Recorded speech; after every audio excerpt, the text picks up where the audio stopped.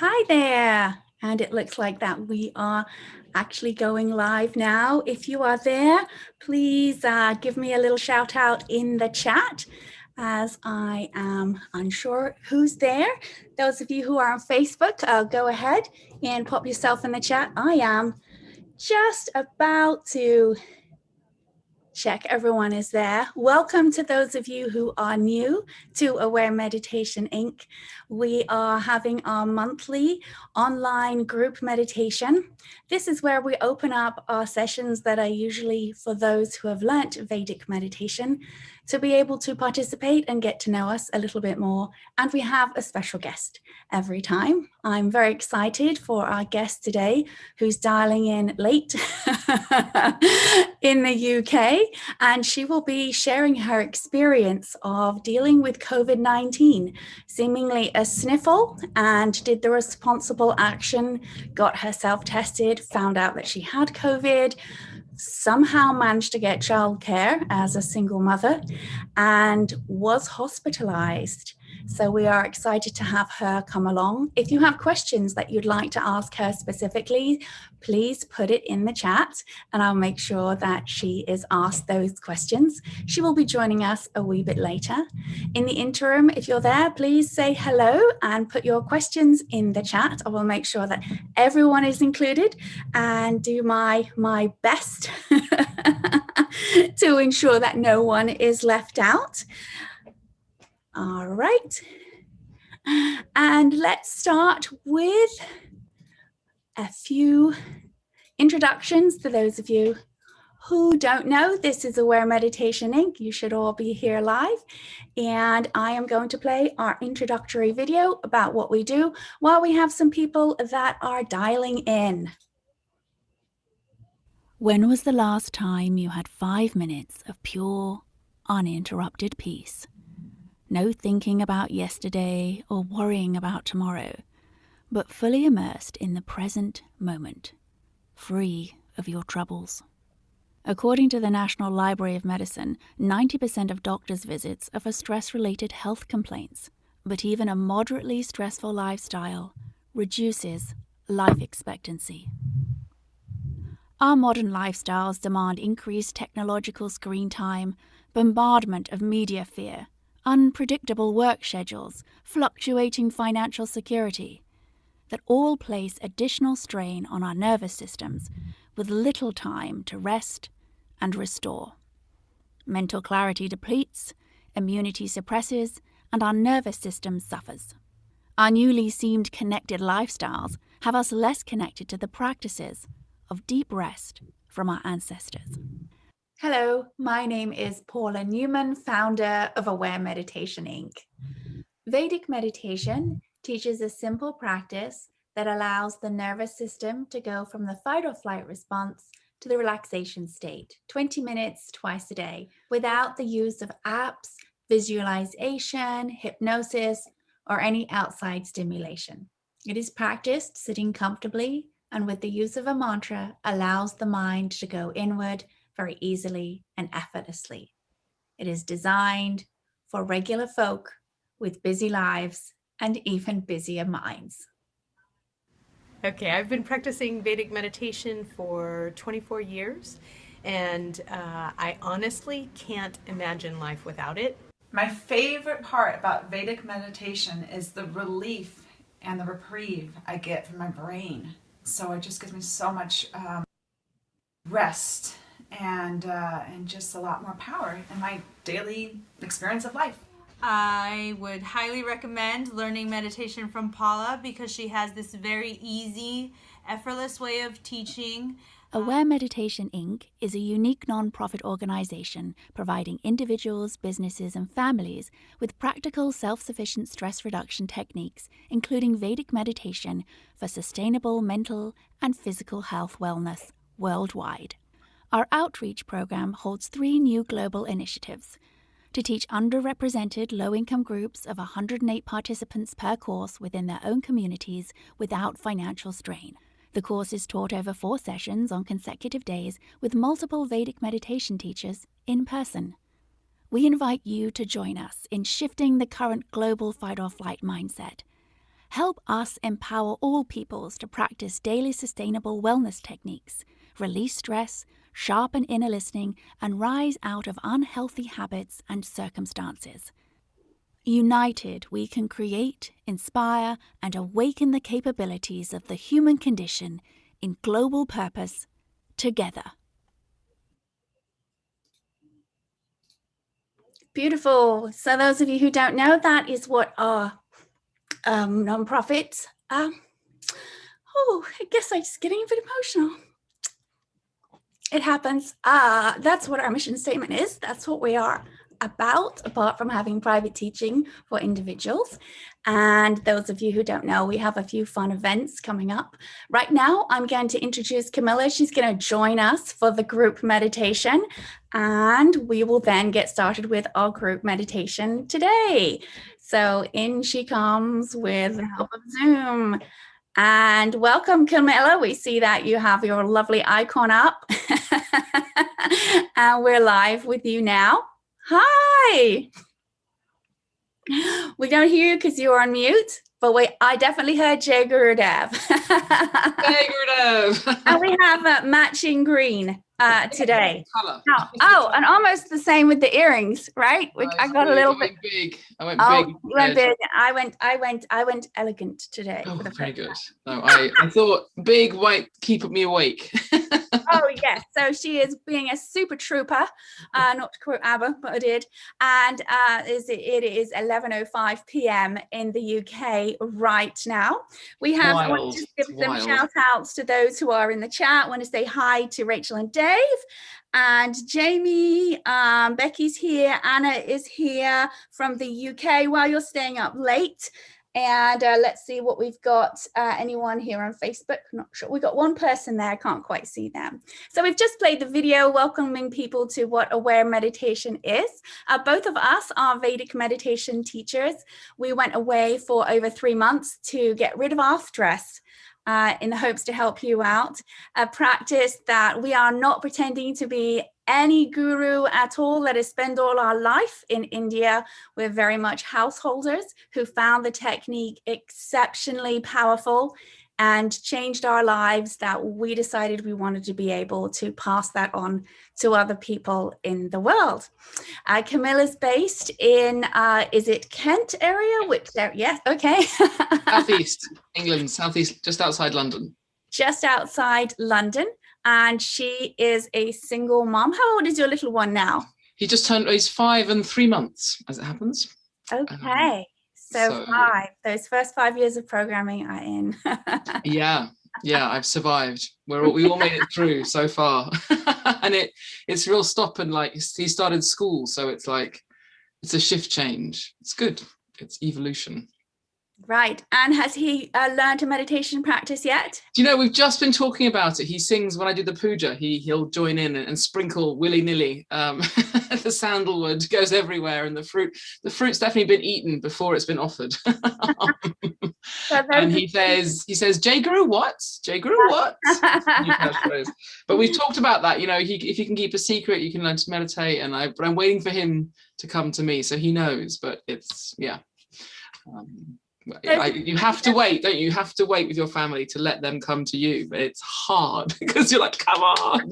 So it's an exercise of surrender. Exercise of surrender indeed. And those of you who are tuning in who don't know what she's talking about, when we teach people this practice, which is done in person over 4 days, we have a dedication to the tradition from where we learnt it. And this is because we are not in the business of appropriating other people's culture without acknowledging them. So we do have an image of individual that had the tradition and where it came down. And so we give a nice dedication for us to do that. And so, you know, the person who learns, we're not making this up, and we are actually honoring those that came before us. So people who are in our practice, who's here, I see Robert's here, Debbie, hello, Toby. We are going to get started with our meditation. I'm going to help those who don't know what we do. Our practice looks really boring. I'm going to show you. It's like this. There's nothing woo-woo about what we're doing. Everything is completely relaxed in the body. We sit with our back supported, our necks free. Sometimes there's some movement, and we close our eyes. And those of you who haven't yet learnt our particular practice, I'm going to encourage you to sit comfortably, close your eyes, and take a breath for a moment. You're going to notice that your mind is beginning to chatter a bit. And I'm going to tell you, let it. Let it do that for the next 15 minutes or so, as we're going to sit in quiet. And those of you who do have our practice, you'll know what to do. Simply allow yourself to feel the weight of your body on a chair or sofa, wherever you're sitting, and allow yourself to simply move in and have the next 15 minutes or so letting the mind wander and enjoy it. We spend very little time allowing our minds to wander, and here you have permission to do that.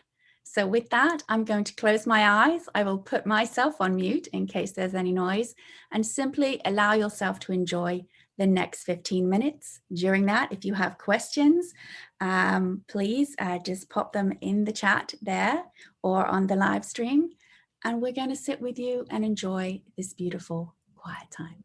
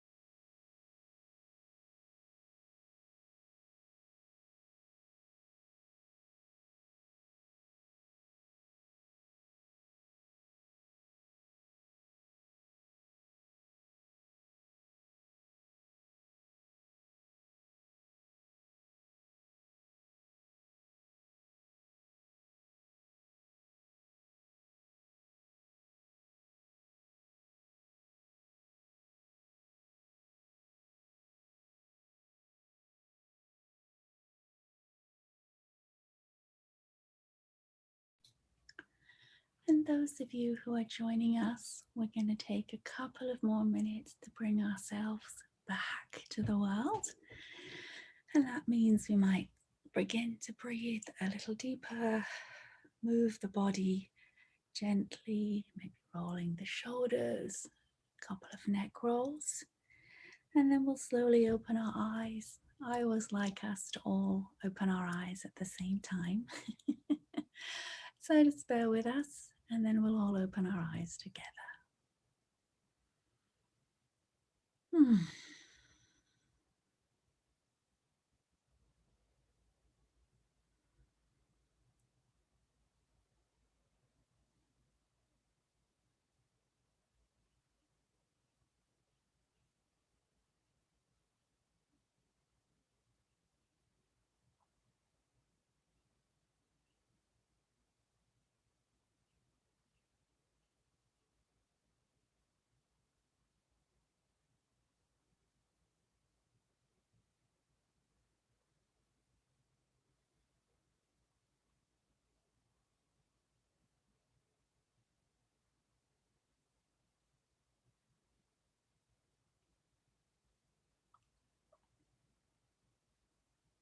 And taking our time, we will slowly lift up the eyelids. And this means that if you're unsure, simply find a focal point towards the floor with your eyelids down and run across that point on the floor until it intersects with a vertical element. And slowly but surely open your eyes, going upward. You'll notice that there is a point where you feel yourself coming up and out. And that is really important to do very slowly. Because when we come out of our practice, those of us who have the gift of sight, the majority of our data comes in, and it can be jarring. Even if we've had lots of thoughts during those last 20 minutes, we will notice that, get some echo here, we will notice that we feel a little different. And we want to bleed through that deeper connectivity from within that we gain while being in the world. So it's absolutely imperative we honor the slow time coming out of a meditation, even if you think nothing happened.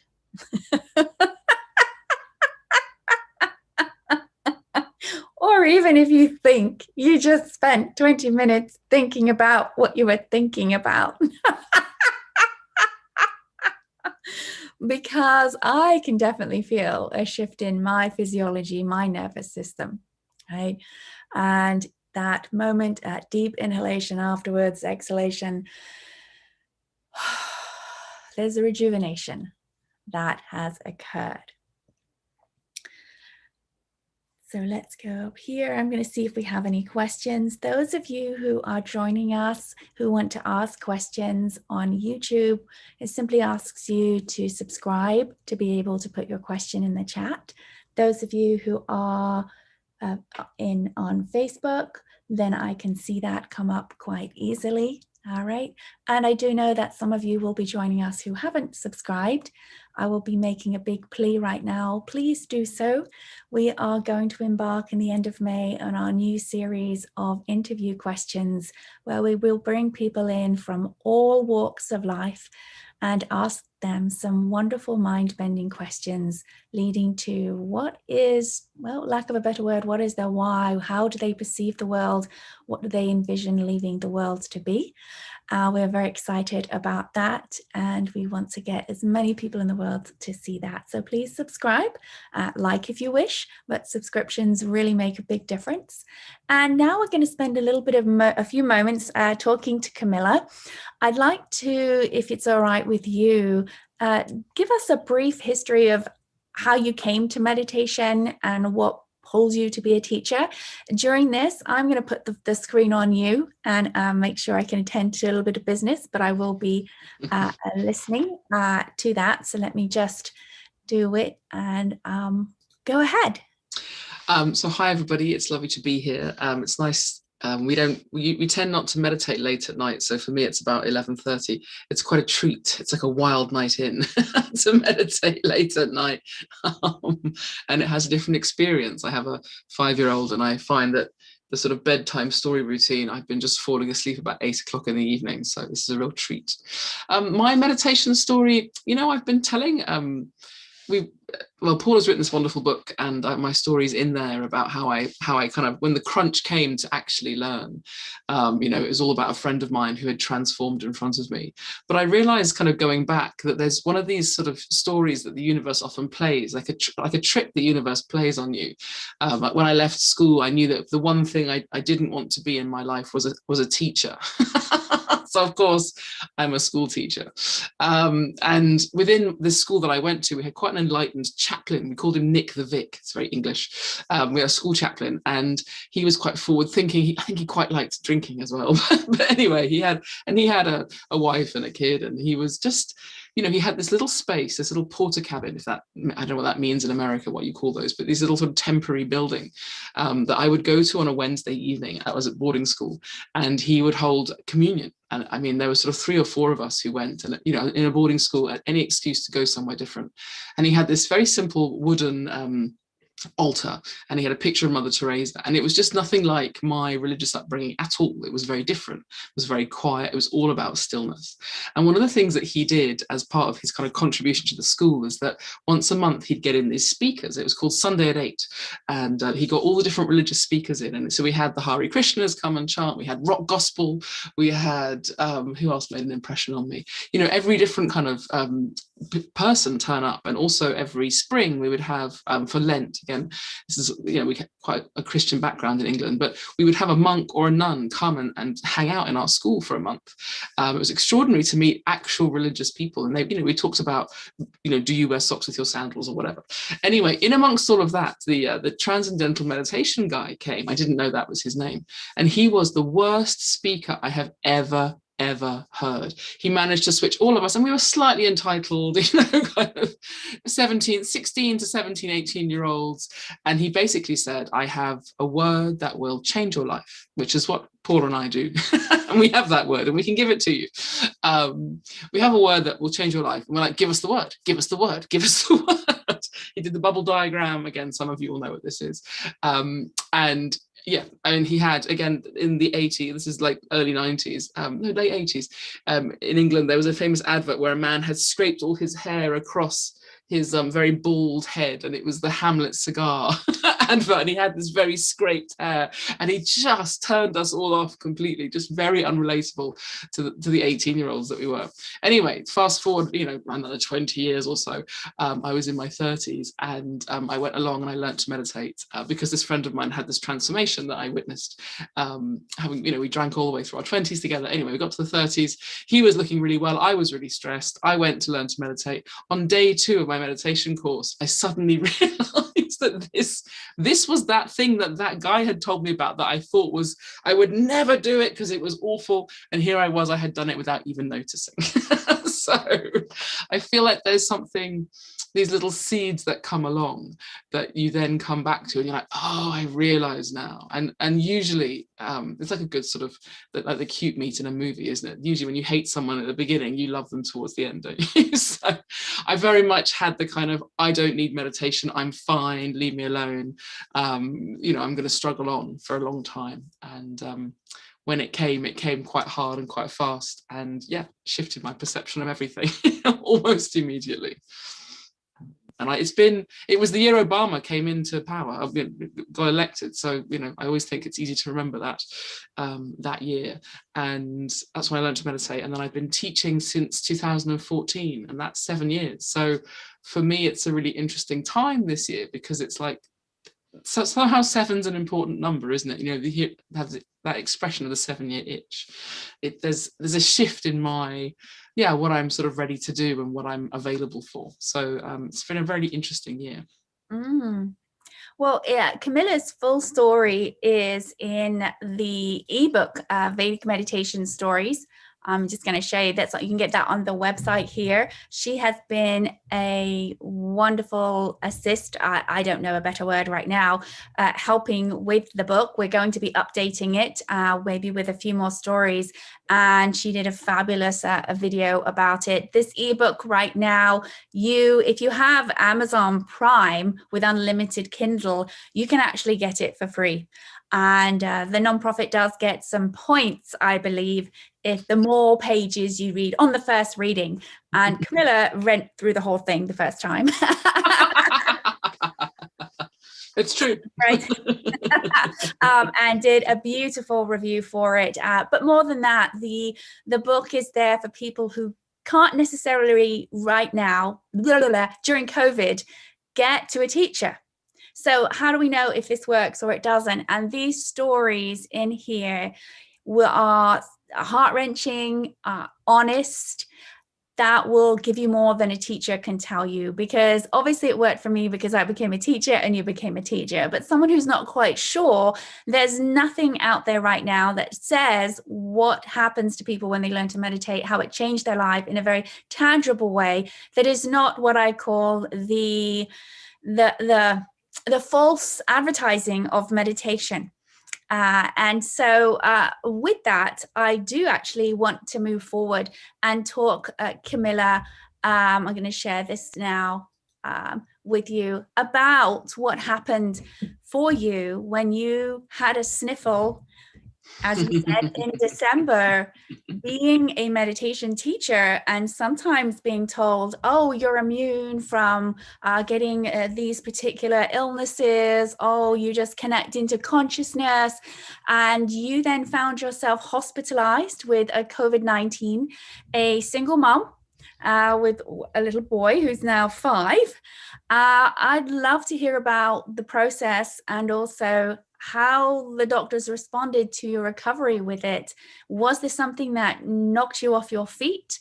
Did you feel it coming? Were you spending hours at night thinking, why me? What did I do? Let's get all the juicy details and a few questions I'm sure are going to pop up now.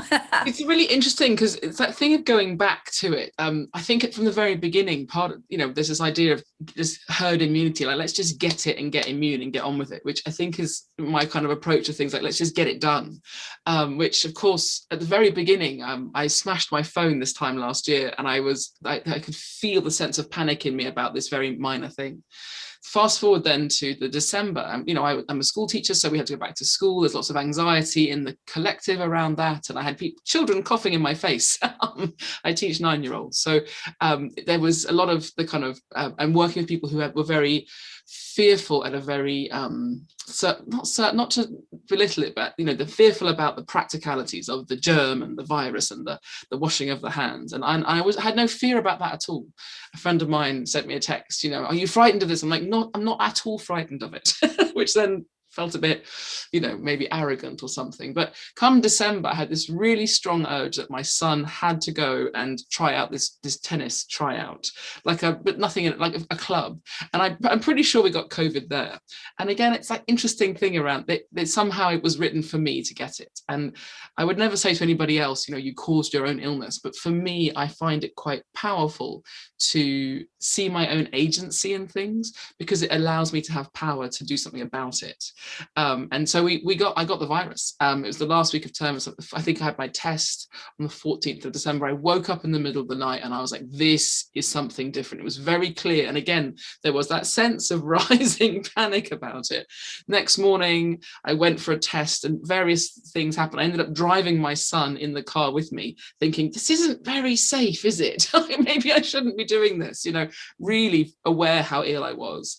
And then I spent 10 days going, I'm fine, I'm strong, I'll be fine. My immune system is great, my meditation, expert, it'll be fine. And saying to everybody, it's fine. Not sort of realizing you know, that boiling frog thing. Actually, I was really quite sick, and having a 5-year-old at home and not really any input from outside. You know, I think some people brought me some cups of tea from outside, but I got some ingredients, but no one cooked me a meal in those 10 days. I have no idea what my son ate for Christmas, for example. And I remember trying to do some Lego and it just being a real struggle beyond my capacity. And then I thought 10 days I'll be fine. I was getting better. I did a bit of yoga, and then that night my fever really broke. And I spent another 36 hours kind of worried about going to hospital. When I finally got to hospital, the relief was palpable. It was instant. And it's the same hospital where my son was born. So I found myself, I got onto the trolley, and I was like, right, this is me connecting in with the goddess, you know, the God that's in the divinity in this hospital. This is a place of healing. And I think from the outside, everyone was so fearful of hospitals. They're spreading it. It's a terrible place to go. I was really dreading going there. But when I was there, I could feel the expertise in the room. But I also could feel the fear. And it's like I knew people around me. There were a lot of very terrified older people who just looked like they were just shocked and panicked, and their system had no idea how to fight this. And the doctors were expert. Again, you know, having had 6 months of experience, they knew what they were doing, and they gave me certain pills, and I got oxygen straight away. The consultant listened to my chest. He said, 2 or 3 days, you'll be done. He could tell. And he was basically right on the money.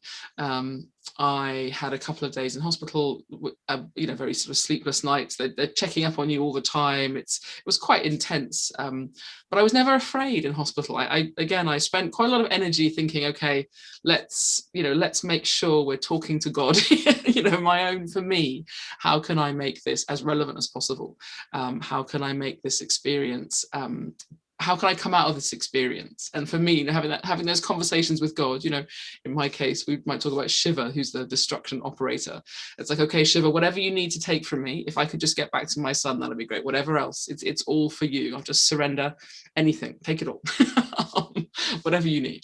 And my mother died of breast cancer at the same age. I realized I was the same age in hospital as she was when she died. I was like, oh, I haven't quite outlived her yet. And this is a thing that people die from.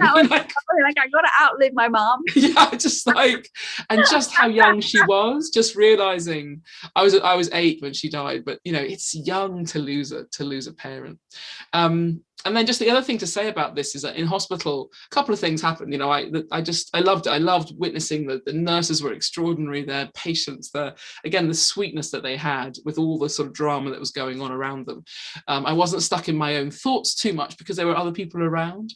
I found the meditations were like crazy hallucinations. I have always said as a teacher, when you're ill, you meditate as much as you feels comfortable, as if it's almost a treat. But actually in hospital, I almost dreaded closing my eyes because it's like I could see my body at war with itself. It was red and it was this and it was all these movies kind of playing out in my meditation.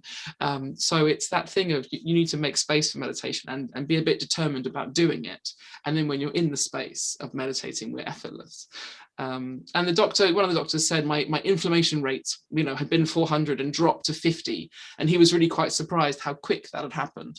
I was like, yeah, that's the meditation. How quickly did that occur for you over time? So I was in for 4 nights altogether. And I went from 400 to 100 over 2 nights. And then it dropped again to 50. I don't really know what they were measuring. He said my inflammation rates, which had been 400, which is bad. And, 100 is fine to go home, but I stayed 1 more night and it dropped again. And I felt lots better. And again, people, I've got colleagues at work who also have it and who've had, longer term headaches and pain. And I have found that my recovery, I got home and I was told to stay at home for 10 days without my son, which of course was a blessing in some ways. I wasn't allowed to hug him on his birthday. That was one of the things. We had to meet outside and kind of wave.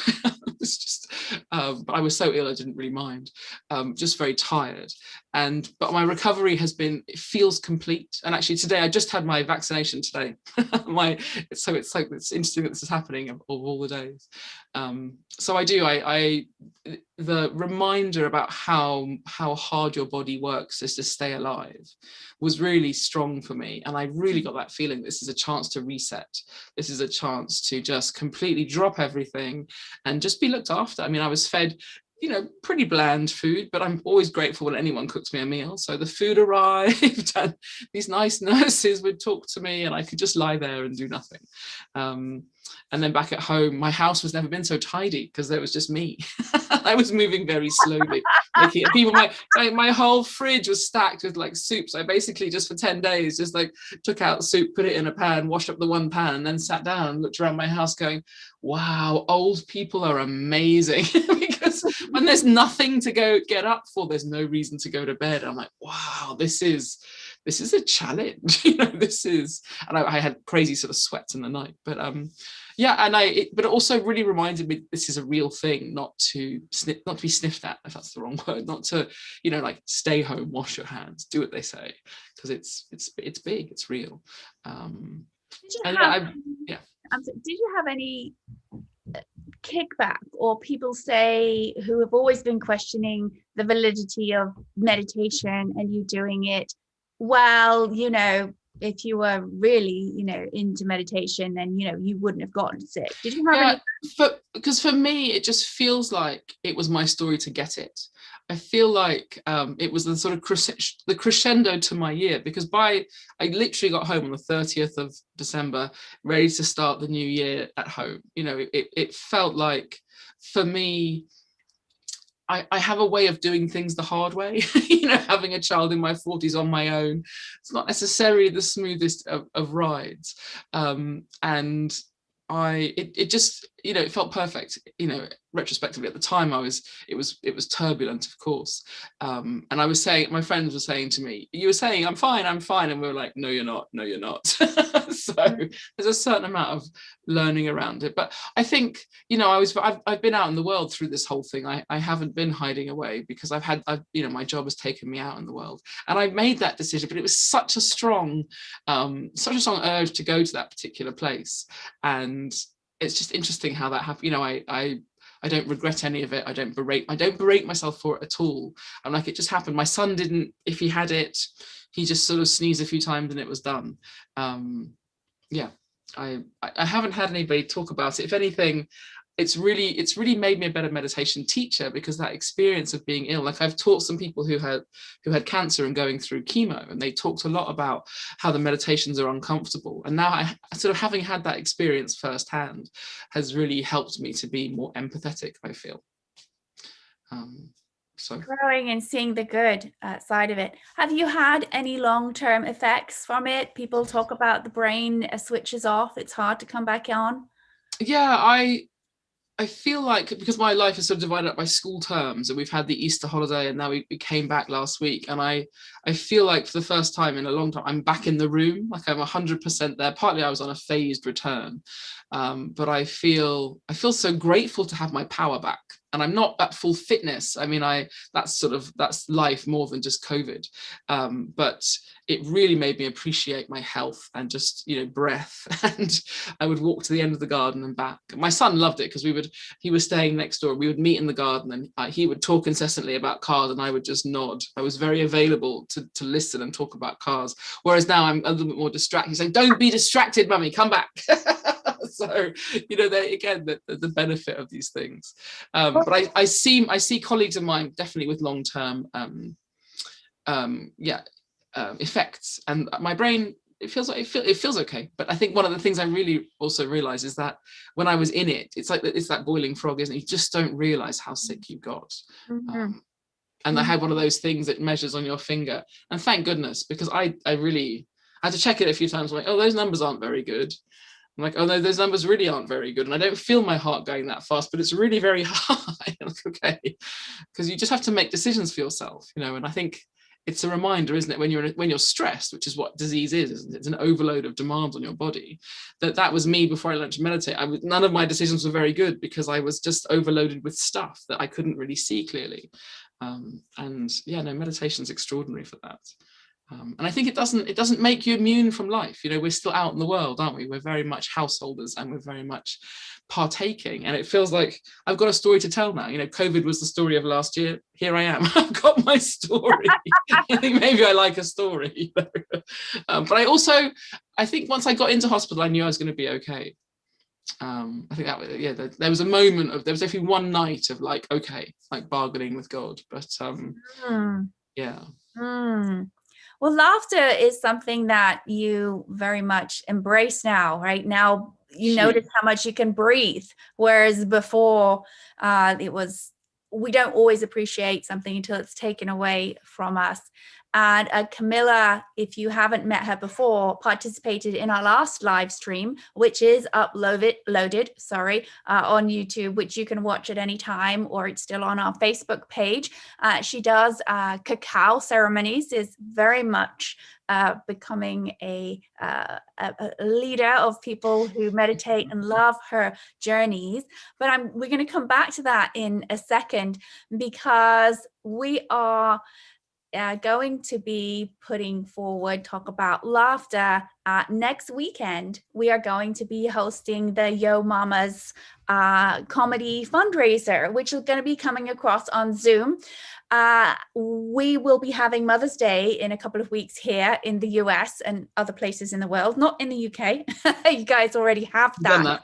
But through Zoom, we have got a wonderful lineup of some people are just a mum to themselves, and that is enough, of comics who've donated their time in lieu of this great cause, where we will be doing specific COVID restrictions. You might see a few funny objects on the microphone to protect people. And that is going to be 1 o'clock Pacific time, but it's going to be 9 o'clock in the UK. So those of you who are in the UK can absolutely dial in. We are I'm just going to let this load for a second. Everything goes through Eventbrite for the tickets. You'll see it here. And right here, I'm circling it's like DIP, Divas in Progress. I was seeing the letter V here, and that's why I was stumbling over it. I was like, Divas in Progress. Empower, I'm sorry. They are a non-profit organization with volunteer services all over the United States and some areas in the Caribbean, with a close affinity with those who are victims of trafficking. So we want to be able to help to go in and get some of that stress out that Camilla was talking about. So you'll see here, the link is going to be put in the chat. You can, as you'll be able to see, you will get the Zoom code 24 hours beforehand. If you look on the right-hand side, you'll see that it's a sliding scale. So we're going to trust that you're honest with how many people are dialing in for the portal there with what you'd like to do. And if you're in a position where you really can't afford it at all, then you'll simply send us an email, which will be put in the description, info@awaremeditation.com, and we'll find a way for you to do some exchange to participate in the laughter. If you can't make it at that time, no worries. It is actually being recorded and you'll have access to the recording. So that is next Saturday. We are going to be participating in that. We have some of our meditators are also performers as well. But I'd now like to have you share a wee bit about your cacao and how that came into your life and your guided ceremonies. And we'll go a wee bit over. I know it's really late for you, but I do want to make sure that we hear all about your cacao. So just, I think it's going to be really fun. Your laughter is so important, and motherhood, the only way through it.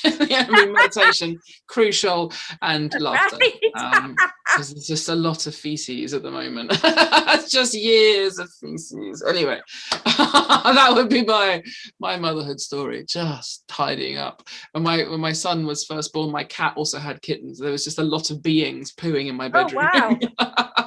Anyway, so cacao, let's go back to other brown things. Chocolate's been one of those things. I learned to meditate and very quickly stopped drinking.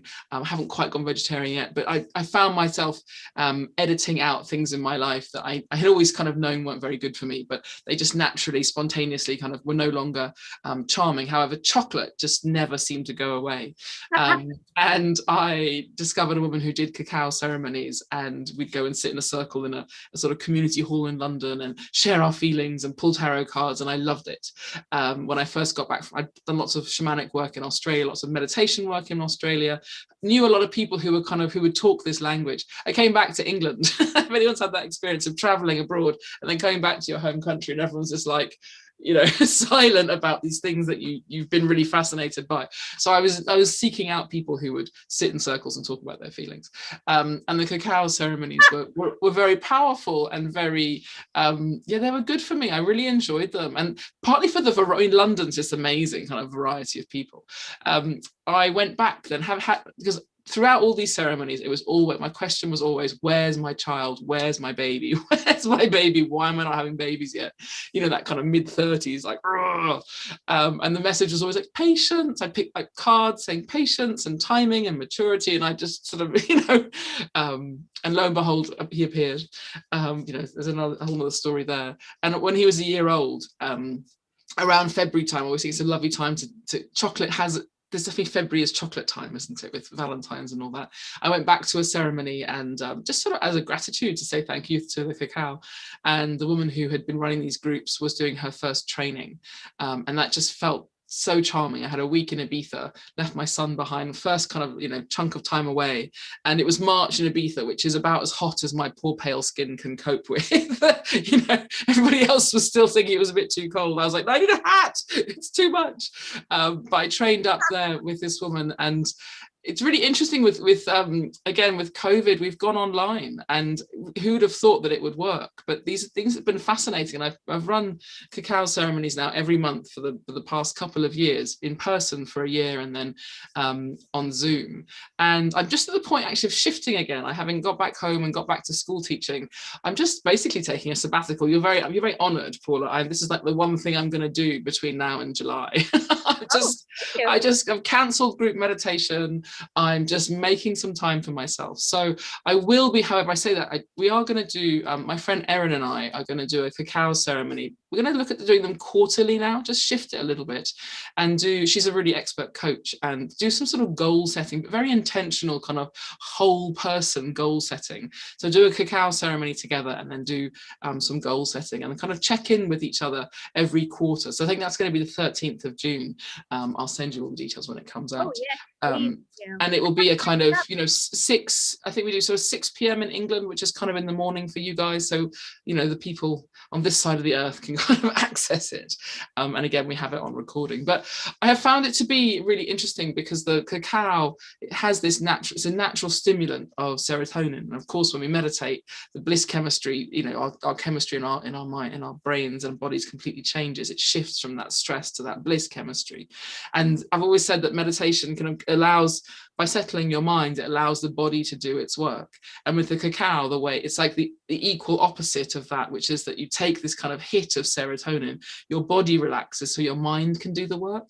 And I've always, the meditators who come are invariably the ones who have the most expansive experience. They're the most open to the fact that this is going to be anything. It could be any kind of experience, like we know with meditation.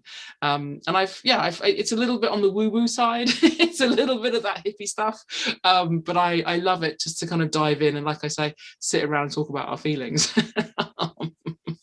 And also within the meditation, to expand our access to the divine in whatever way that looks for you. Exactly. Again, I keep it quite real. We don't disappear off up into the ether too much. We keep it.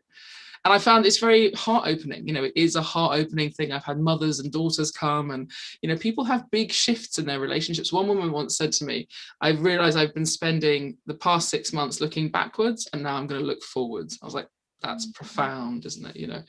These things that you, by having a witness of it, in meditation, we tend not to pay too much attention to what it is that we experience. Whereas in the cacao ceremonies, you're really allowed to kind of indulge in that. Like, you're really listening to yourself. So I think it's a beautiful extra to do. It's important to add that the meditation practice Camilla teaches and myself is not exclusive, which means you can do any other practices or any other particular goal setting, as you had mentioned. The only caveat is, when you do meditate for 20 minutes, just don't do another practice in that time. Right? People often aren't able to sit still and meditate, and they take a particular course and they find that they can. And some people then find that they also enjoy sitting in other kinds of meditation practices, or now are open, because they're able to go in with that particular mantra that brings you in very deep, and you can get the stress out, so one can connect inward, right, exactly to that heart area, which of course is the connector down from the up down to the bottom here for our chakra with the Sushumnas. That it doesn't need to be a woo-woo experience at all. You don't have to believe in it to work. And such as your cacao is, where exactly did you go to learn how to be, is it called a cacao Easter? Yeah, that's what. Her name's Rebecca Shaman, the lady I worked from and taught from and learnt from. Sorry, and she's based in London, and she calls herself an urban shaman, which I love. And we went to a place in Ibiza. I mean, she hired a place in 14 of us, I think, a group of women, maybe 13 of us. We went over and we had this week, a very beautiful spiritual week, and it was out of season. So this island that's all set up for the crazy clubbing, teenagers of England was just beautiful and quiet and blissful. And we went skinny dipping in the water, and we drank cacao, and we just kind of connected with it. And what I love about it is it's about your connection with the goddess. And one of the things that's very similar between the cacao and the meditation is that people at the end say, I think I just fell asleep. And you're like, oh yeah, that's really good.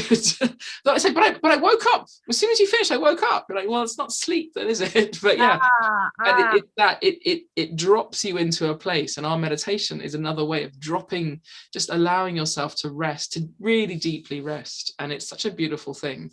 And I think we just all need to rest more. And for me, like, I've come back, I did a course last weekend and just had a real realization. I need to walk my talk. I need to stop doing so much. And I'm taking a little sabbatical. I'm doing quite a lot of training at the moment. I've started a Sanskrit course, again, online. It's all one of my favorite teacher that I used to travel all the way to West London to learn from. I now can just like tap in while I'm doing my work on a Thursday, and my son watches cartoons in the background. So I've started a 2-year course in Sanskrit. I'm doing some other further study, and it's just a blessed time, isn't it? And one of those expressions we often say is do less and accomplish more. And I feel like these things, these sayings that we've heard and said so many times, they get re-enlivened. You come back to it a year later or a few months later, or like, I think for me, COVID was a huge shift, like something really big changed for me. And it's like, okay, what does that mean for me now? And we all need more rest, all of us, even us meditation teachers. And accomplish more. And the more we practice with advanced techniques that people have, we start to live in do least and accomplish most. Being English, I absolutely enjoy sitting on my bottom and accomplishing a lot doing seemingly nothing. This is probably why the practice works so well for me, among other things. But it does give you 2 to 5 times more deep rest. The nervous system gets stabilized. And if the physiology is off, then the head at the top is not going to be stable to absorb perception, information, and discern what is or is not true, and the true from the false with that. Camilla can be found. She's at Stable House Meditation. We will be putting all of that in the description for you. Again, please subscribe to the channel to help us grow here. We would like to make sure that you feel all invited. Everyone, please come to the show, the Yo Mamas. It's very important that we have people we want to support us, and if you want to have a good laugh with that, I think here I might have, let me see if I can do this. I can share a little clip of one of our mamas from TikTok. I am having a problem with my words today. You're going to see all my little notes here. Let me see if we can get. Mom, are you single and willing to date TikTok boys aged 23 to 15? Line them up.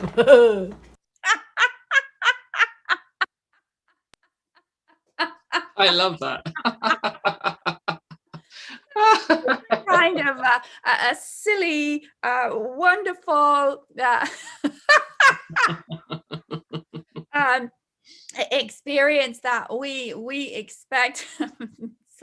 I'm sorry, I just did that. Just made me laugh really hard when we have our are your mamas, and I'll just leave you with one other one that I will try to share right now. Is equally as long. Let me see what we can get here.